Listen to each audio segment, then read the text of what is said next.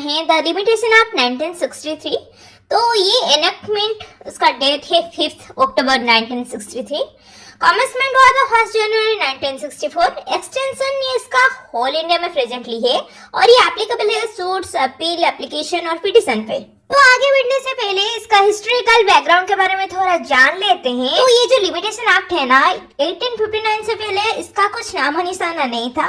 तो 1859 में इसका थोड़ा जरूरत दिखा सबको। भाई साहब 1859 में आ गए, मतलब 1859 में लिमिटेशन एक्ट एनेक्ट हुआ था। उसके बाद इसका रिपील हुआ 1871 में, फिर 1877 में, फिर 1908 में, फिर 1963 में फाइनली लिमिटेशन एक्ट आया, जिसको हम अभी पढ़ रहे हैं। तो लिमिटेशन एक्ट तो आ गया, लेकिन इसका एसेंशियल फीचर के बारे में जान लेते हैं। इसमें 31 सेक्शन और 137 आर्टिकल्स है।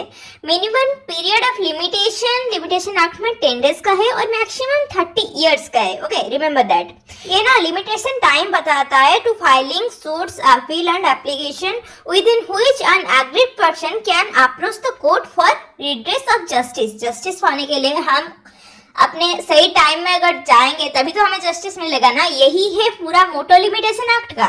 तो ये जो लिमिटेशन एक्ट है ना, कुछ लैटिन मैक्सिम में डिपेंड करता है, जैसे इंटरेस्ट रे पब्लिका उट सिट फिनिस लिटियम in the interest of society as whole there should be an end of litigation. मतलब लिमिटेशन एक्ट आया ही इसलिए कि हम लिटिगेशन में कुछ एंड डाल सके। दूसरा मैक्सिम है विजिलेंटाई नॉन डरमेंटाइजोरा सवेटियनम। तो इसका मतलब है लॉ सिर्फ उनका मदद करेगा जो अपने राइट्स जानते होंगे और अपने राइट्स में सोएंगे नहीं। मतलब अपने राइट्स में ऐसे ही हवा में नहीं लेंगे कि हाँ है तो हम देख लेंगे, ऐसा नहीं। तुम्हारा राइट्स है तो तुम्हें आगे काम करना पड़ेगा। अगर तुम्हारा कुछ प्रॉब्लम हो रहा है तो लिमिटेशन एक्ट के तहत तुम्हें टाइम लिमिट में आके केस फाइल करना पड़ेगा। तो सवाल ये अभी उठता है कि ये जो लिमिटेशन एक्ट है ये एग्जिस्टिव है या नहीं। तो एग्जिस्टिव का मतलब क्या है? Detail and complete. तो लिमिटेशन एक्ट एग्जिस्टिव है in respect to all matters expressly dealt in it. Okay, it is a procedural law. It is लेक्स फोरी मतलब लॉ ऑफ फोरम, मतलब ये लॉ सिर्फ अपने स्टेट में ही एप्लीकेबल है। तो procedural law is generally retrospective in nature. जैसे कि लिमिटेशन एक्ट हमारे प्रोसीजरल लॉ में आता है तो ये रेट्रोस्पेक्टिव इन नेचर भी होगा ही। So one more thing is the limitation act is retrospective as well as prospective in nature. Okay, तो हमारे लिमिटेशन एक्ट का ना अमेंडमेंट पार्लियामेंट और स्टेट लेजिस्लेचर दोनों ही कर सकते हैं, क्योंकि इसका सब्जेक्ट मैटर हमारा concurrent list entry 13 list 3 of constitution में आता है। So the bar of limitation applies when a proceeding has to be instituted.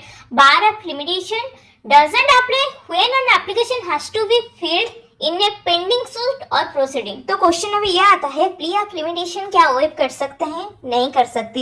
अगर कोई एग्रीमेंट भी कर ले तो वो एग्रीमेंट वॉइड ही होगा। Okay, an agreement for the extension of the period of limitation will be void. The plea as to non-applicability of the provisions of the Limitation Act can't be allowed to be raised for the first time before the Supreme Court. If there is a conflict between various provisions of rules, harmonious construction should be applied. ये ना जगदीश सिंह वाले case में पूरा दिया गया है, अगर हो तो देख लेना।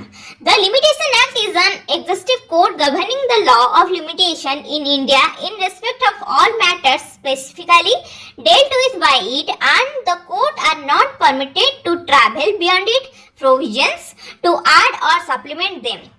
In respect of matters not dealt with by it, the act doesn't apply and then। तो हमारे ये जो लिमिटेशन एक्ट है ना, बस बार लगाता है जुडिशियल रिमेडी पे, नॉट इन राइट। मतलब अपने दोस्त को अपने कुछ पैसे लोन पे दिए थे, लेकिन उसने अपने टाइम पीरियड में आपको दिया नहीं, तो आपके पास लिमिटेशन पीरियड एग्जाम्पल 3 इयर्स का था, लेकिन आप 3 साल के अंदर सूट्स फाइल नहीं किए, तो अब क्या होगा? आपके लिए लिमिटेशन बार था 3 साल, लेकिन हुआ नहीं।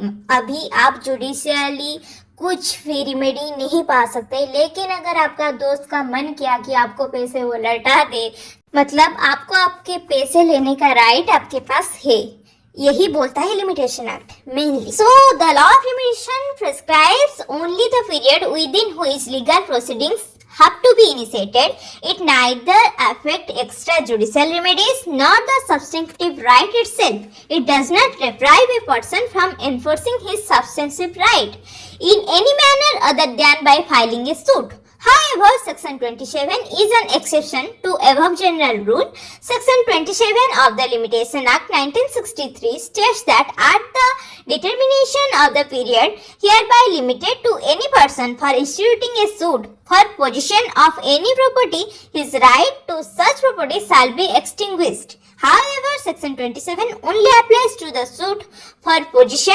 It doesn't apply appeal and execution of application. So, general rule का exception सिर्फ Section 27 ऑफ लिमिटेशन एक्ट में है.